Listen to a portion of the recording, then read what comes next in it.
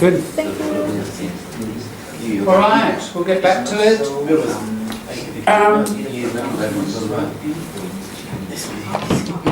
We'll just do 20 minutes or so on this. And it's a bit of Michael Vince on prepositions. Because most of the term, as you may you obviously realise, we'll be focusing on the skills of observing the language that's really happening around you, whether it's spoken, and we use the play script for that, or whether it's written. We've done a little, haven't done much structured grammar, only because I thought, well, Gracias. everyone got one? Yeah. So, Skypers, did you find that one? I'll put it up. Yes. And it's chapter 22, prepositions. So, 146. yeah, 138, I think. Page 138? It's a different... Open it up, Facebook is 146. Is it? Right, different pages, right, okay. But hopefully it's the same one. Yeah, so perhaps next term we can mix it now a little bit more. I feel like, well, we've established with the class the skills of, observation, but I'd like to get back to doing some structured grammar as well, but fairly advanced, because it is an advanced group. So as it says there, prepositions, explanations, it's assumed that a wide range of prepositions in their general use to describe time, place and preposition are already known. And I think from what I see of people's writing, that's true. It's just polishing it, getting it correct. This unit focuses on a selection of expressions. So, you've got of, about, with, at, on, to, by, etc. And the first group are prepositions following adjectives like afraid of, let's just do annoyed about, I'm just running down, angry with, angry at, keen on, etc. Addicted to. The other one, next section, prepositions following nouns. So Skypers, is that following what you've got? Yes. Good. Okay, good. An authority on, access to, be in authority over. So this is working with nouns, isn't it? Contrast, it is a contrast with, in dispute with. Admiration for, craving for, there's a gerund. Craving, you know the word craving? You really, really want something. And over the page, just general expressions beginning with prepositions. So you've got in advance, with the exception of, at any rate, on average, beyond belief, etc. Yeah, now you can just learn these by memory. That's one way. And I think another way which can help you with maybe, I think it's a majority of prepositions, and diploma people, you'll be used to me talking about this strategy, is through looking at the metaphor. Look at the metaphor of the preposition. So if we just say on this page, expressions beginning with prepositions,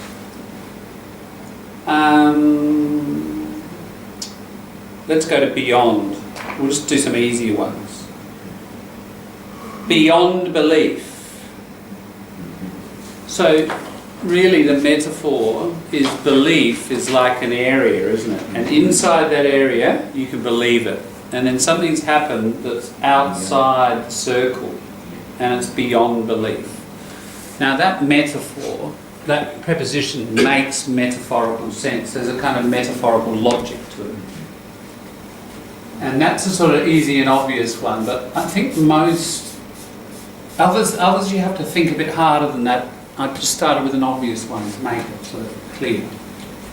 I mean, even the next one, let's keep going with beyond. That's beyond a joke.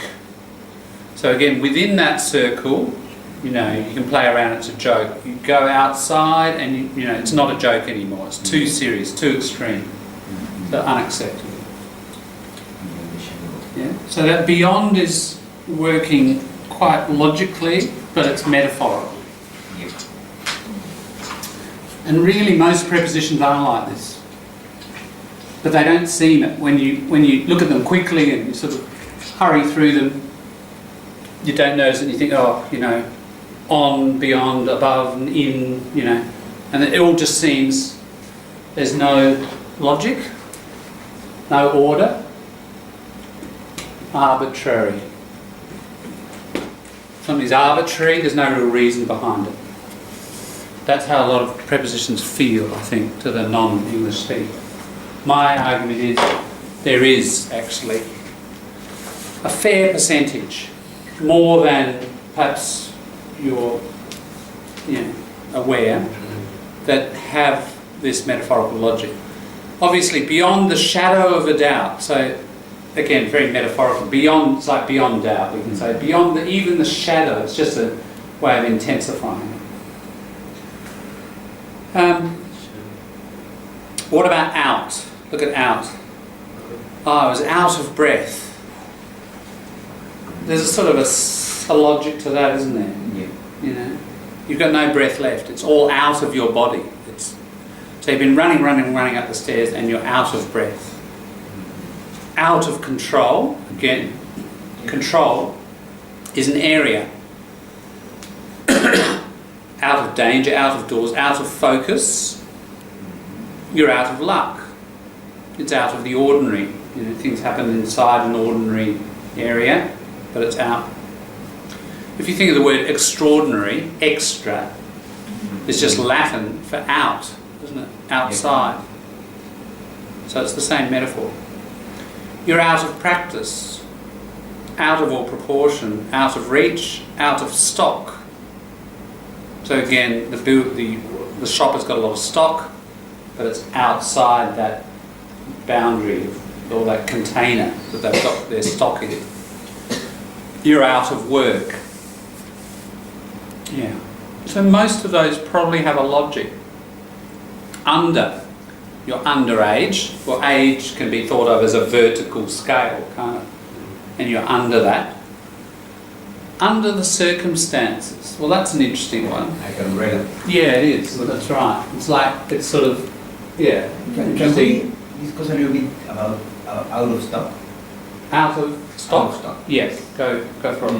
Well, I have stock, Mm-hmm. and how can I be out of stock? Mm. Meaning, I have no stock That's right. It's not, you don't have any left. left. So when you Let's say- generalise it a bit more. When you run something down to the point you don't have it, oh, I'm out of money, sorry, I can't help you. Oh, I'm out of tissues, I'm out of anything, isn't it? We're out of stock. So the out, Yeah, the stock went out. that's right. I think that's the From the logic, stores. yeah. Now, you know, it takes a minute, doesn't it, or half a minute to think about and think, why out? You know? But yeah, it's because it's all gone. You've given all your tissues or your money or your stock away to other people and it's gone out of that storage area. Yeah, that's why out.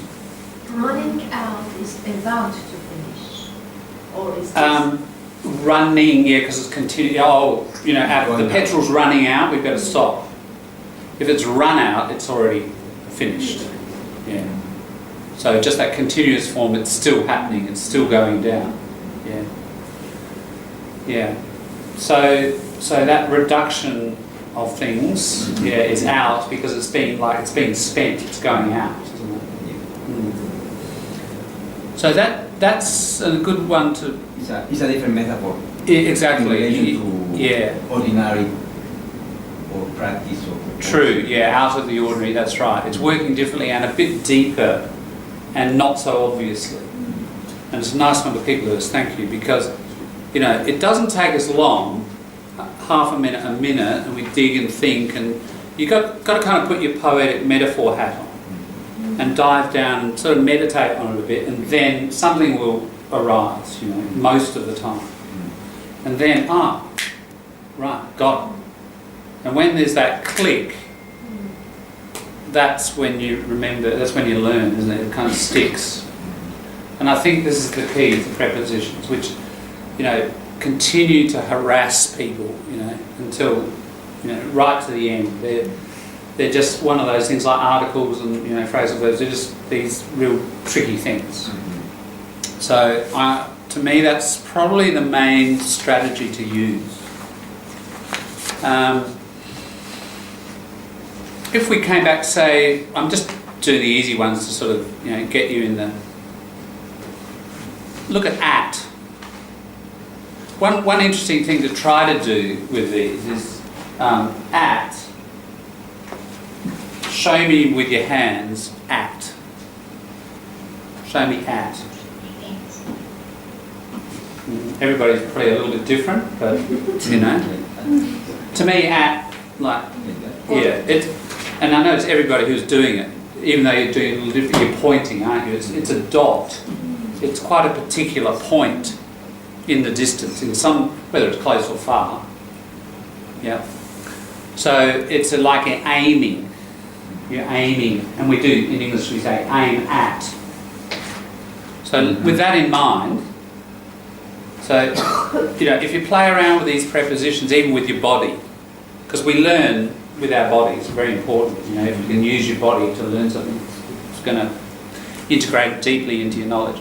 So, all right, when we've got this notion of at, you're angry at a person. That makes sense, doesn't it? We say in English, you direct your anger at. It's like a target. Annoyed at, look very similar. You're bad at something. That's a bit of a shift. Oh, we're back on page 1. Sorry. Sorry. Because there is also an at in the expression. The third group is at. We were... Oh, sorry. Yeah, thank you. Sorry, I should be directing you more clearly. Back on page 1 with the adjectives, yeah. We're doing angry at, annoyed at, you're bad at something, the opposite to you're good at. All right, so why at here? You're bad at... No?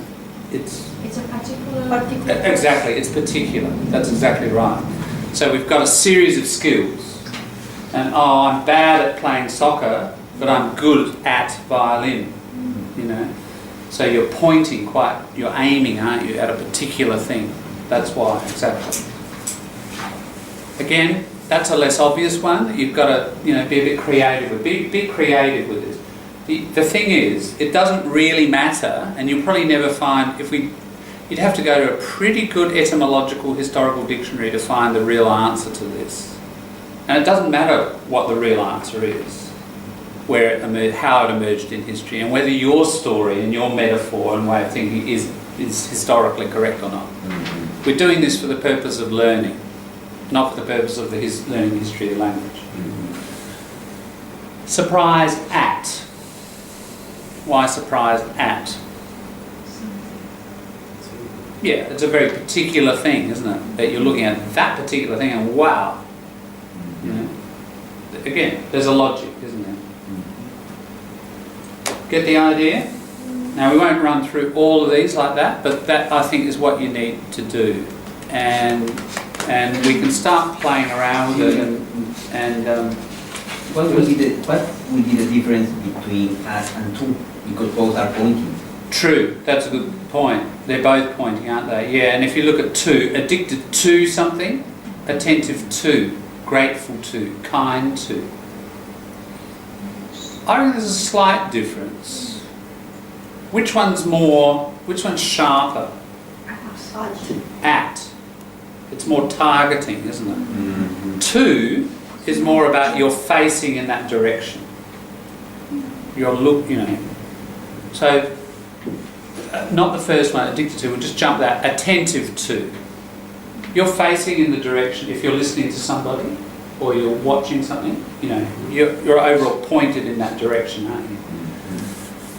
And so the same, it's often about people, like grateful to. Again, you're looking at somebody and saying, oh, thanks for the present or whatever. So it's about facing. It's more about facing something. At is more about pointing.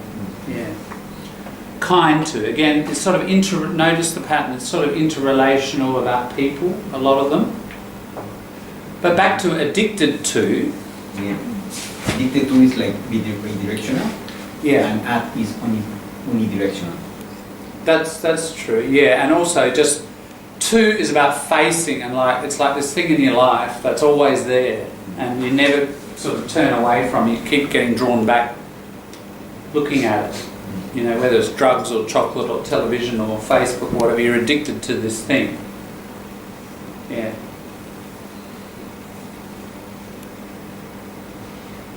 But if, sorry, John, with, okay, at pointing at something, for this preposition following adjectives, but then at Yeah, let's go over the page. Yeah.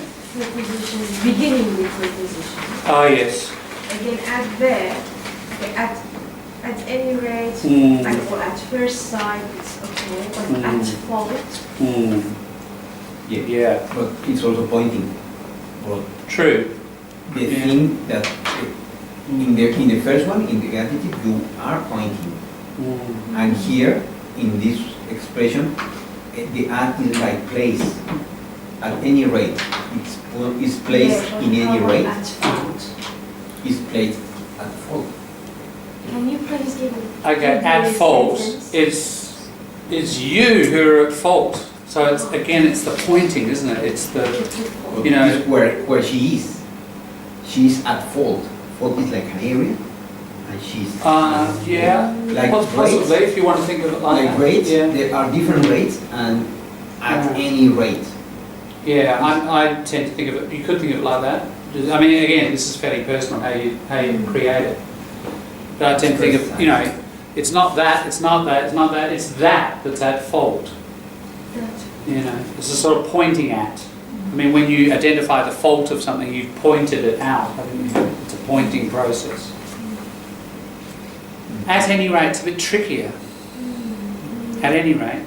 You have rates and at any. Yeah, so, right, you have different rates and then you're pointing at a particular rate or any of those rates. Yeah, that one, that one, that one, that one, that one, at any rate. Yeah, so I guess it's a pointing thing. Yeah. Again, you know, this is good to bring up, thank you, because we have to process and consider them for a while. Now, there'll be some that are just sort of hard nuts to crack and you just, I can't get it, you know. But I tend to think it's a minority. It's like 10 or 20% of the maximum. And maybe that's because when it was created several hundred years ago, that language and all the expressions around it have shifted to the point it doesn't sort of work anymore. And that's probably why. Don't know. But I would strongly suggest that's one of your best ways of tackling. At the same time as practicing. So let's just do it for 10 minutes because I'd like to do a little feedback session as well. But so let's play around with some of these, and just while we're doing it, as you play and do these exercises, have in your mind absolutely this strategy of, you know, as you're writing it down, why at, why beyond. And so we're doing the exercise, but we're adding this other strategy. See, Michael Vince doesn't talk about this strategy. It's this strategy that other people and myself are, you know, are talking about. So let's go straight into it. Practice. We'll do number one. Complete the second sentence so it has similar meaning to the first sentence. Using the word given. Don't change the word given. So we get on very well with our next door neighbours. We are on very good terms. So when you're on good terms with someone, you have a good relationship. All right, now, why are we on good terms? So you write your answer short. You find out what it is and write it in there. But then ask yourself the second question about strategy. Why on? because the terms, think of terms and conditions in a contract. They're like your assumptions. They're the foundation, aren't they? And then you're standing on them. And both the neighbours and you are standing on these good conditions. And therefore you have this nice relationship. Yeah, so they're like sort of, the conditions are like, yeah, the assumptions or the stuff you're standing on. That's what's happening metaphorically here. Yeah. All right, I'll read them out so that, and then hand it over to you. And just do the easy ones first. The ones, some of you might at this level just sort of have an auditory memory of what fits in here. Otherwise, go back and have a look in the lists. Everyone wants Pauline as an after-dinner speaker. You've got to use the word demand. Pauline, demand, as an after-dinner speaker. Don't sing them out. I'll just hand it over to you in your groups to figure it out. After winning the match, the whole team was in a happy mood.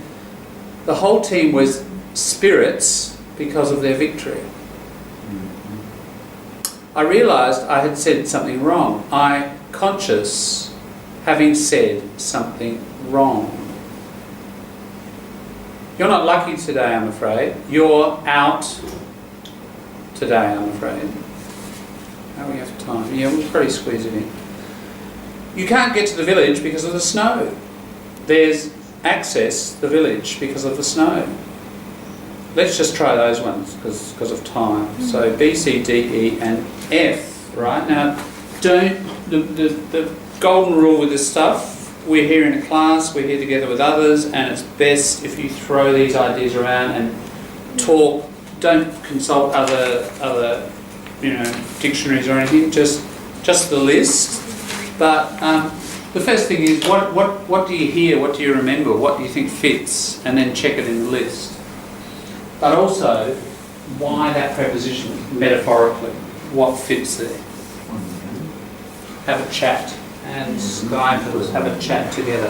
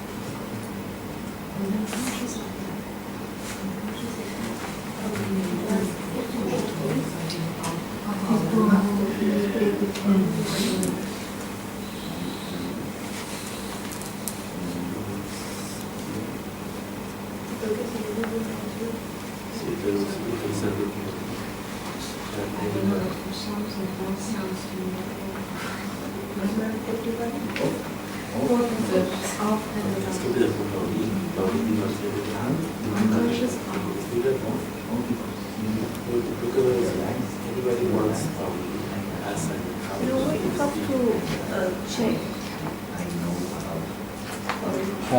what you need here with this one, you got demand, yeah. So what goes preposition?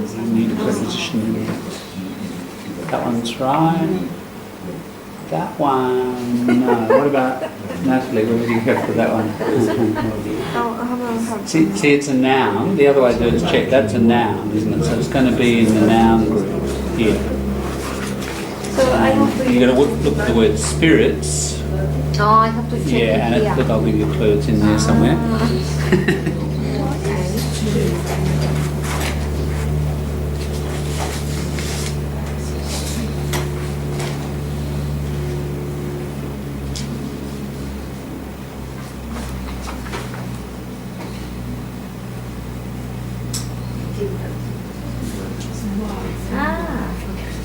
Found it.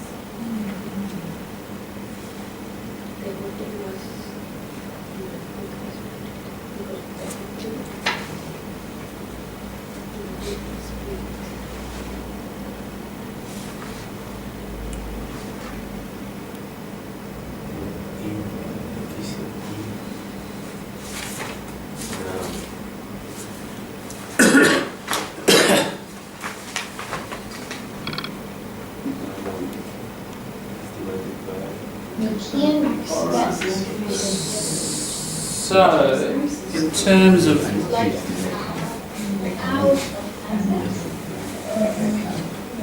in terms of time, we better come together on this one. So, B, what did you fellows think of B, Alex?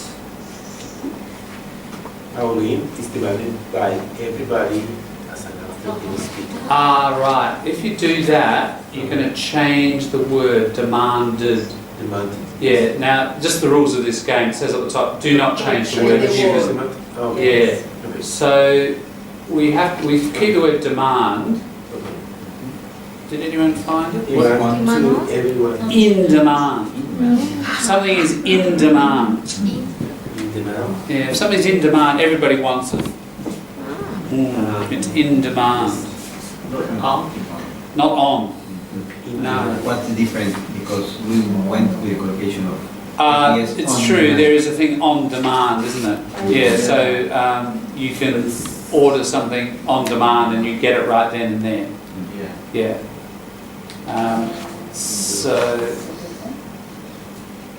Yeah, that's different. Just on demand is like that's about time, and you demand it, and instantly on demand it appears. Draw. Yeah, so immediately the request and then the appearance of the thing that you requested on demand. Yeah. Right. But in demand is everybody wants it. All right, so if we apply this strategy of asking yourself why in demand, It's a situation. could be, you could think of it like that. Or, demand is this field, isn't it? It's this like, here are all the things that are in demand, and those things there are out of what people demand. So in that area, that's the sort of field, the pool, if you like, of demand. So it's in demand. That's, we don't say out of demand, but it's unwanted.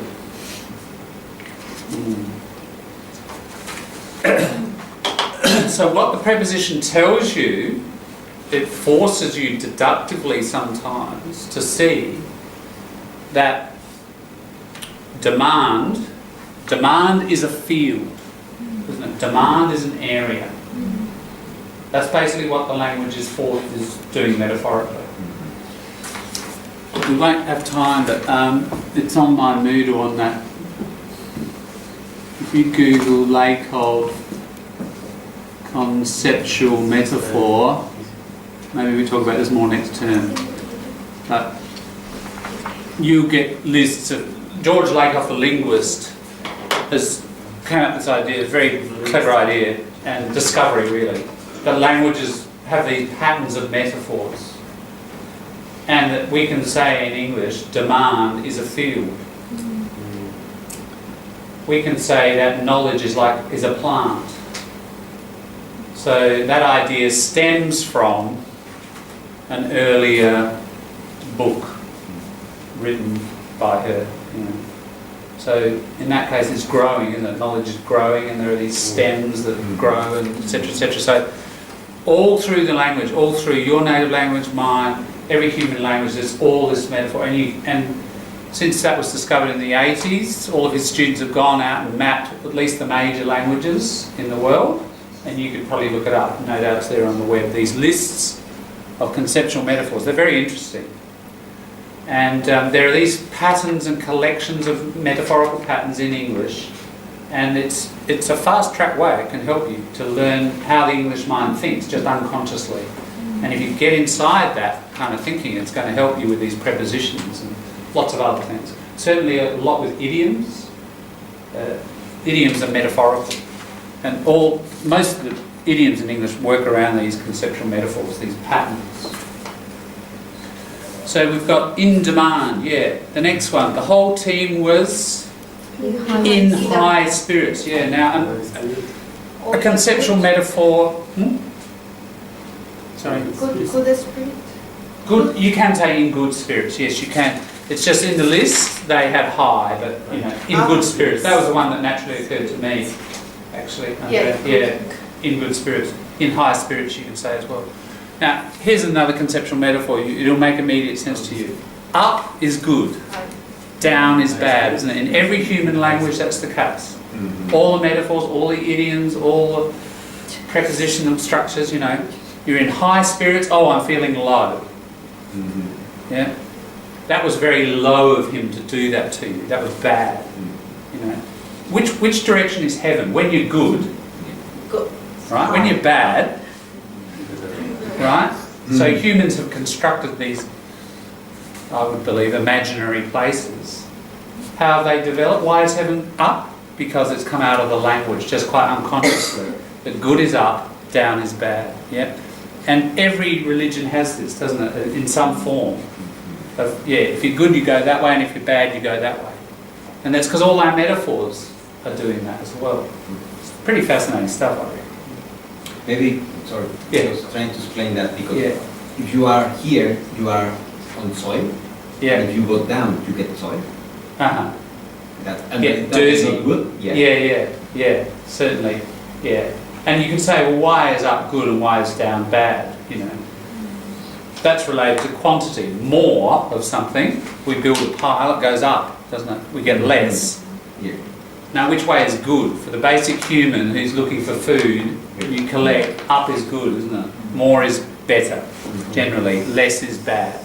So out of those basic physical things, language develops.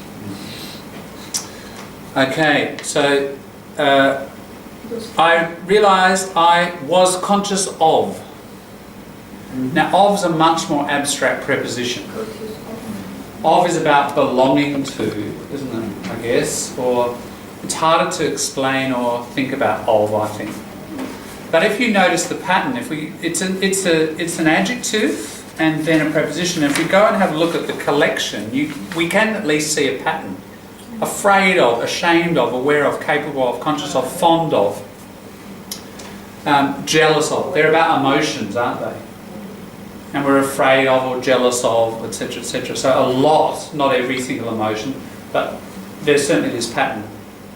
Jealous of, conscious of, aware of.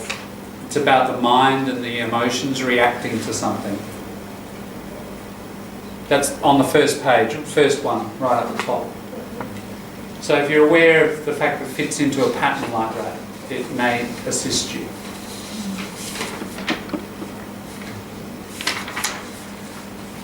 You're not lucky, you're Out of luck. out of luck. Yeah, so again, luck is a field. You're either in it or you're out of it, or sometimes sitting on the edge. But you're in luck or out of luck. Yeah, that one's more immediately makes sense. You can't get to the village because of the snow. The's no access to. Yeah, because access is about walking to somewhere, isn't it? I think that one makes pretty immediate sense as well. So I think one of the most difficult ones there is the of. That tends to be more abstract and tricky. So I don't think, I'm not, and other people aren't claiming that this strategy covers everything. But as we work through it, and we'll continue it next term, you'll find that certainly the vast majority have some sort of metaphorical logic to them. And, they need a little bit of meditation. But a minute or two, if you crack it, it'll stay with you. And I think that's what you need to do.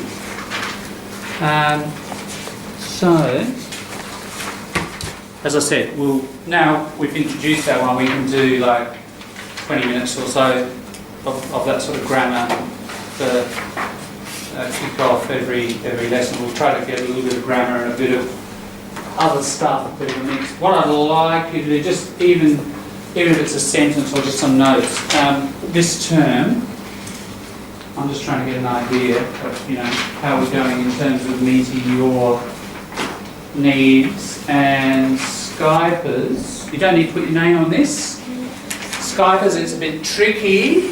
You're probably going to have to put your name. You could send it to somebody who I don't know, and they could email it to me. Could we write that forward to you? You could write it and send it to me. But even if it's like, we've got 5 minutes, no we haven't, but anyway, 2 minutes, even 2 minutes, but if you want to reflect and write something longer, yeah. So, what would you like more of? What would you like less of, if anything? More of, if anything? What, how's it gone in terms of what you're wanting from English, culture, etc., and in relation to what you wrote about at the beginning, you said you wanted. All right, so Skypers, if you can send me something, just basically as a guideline for the next term.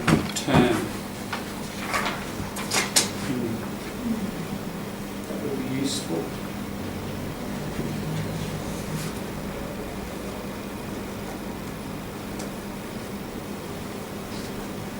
So Skype is, you'll need to write that. You can write that in your own time, but yeah, I'd appreciate something so that I've got some sort of guidance as to what's working for you, what's not. So Skype is, I'll say adios, and we'll see you. Hopefully, we'll see you next term. So August the 21st, the Tuesday, August the 21st. I'll be in touch via the Tandem Younger group anyway, as I see stuff on the other side of the world, thinking about something in English, something that's useful for you, I'll put it up there. You can send me writing until when I go, which is July the 20th. I'm happy to look at stuff until then. And then August the 21st, we're back on deck. So, have a good time till then. Au revoir, auf Wiedersehen, sayonara, zaijian, adios, amigos, and the South Australian one, uru, the Australian one, uru. Catch ya.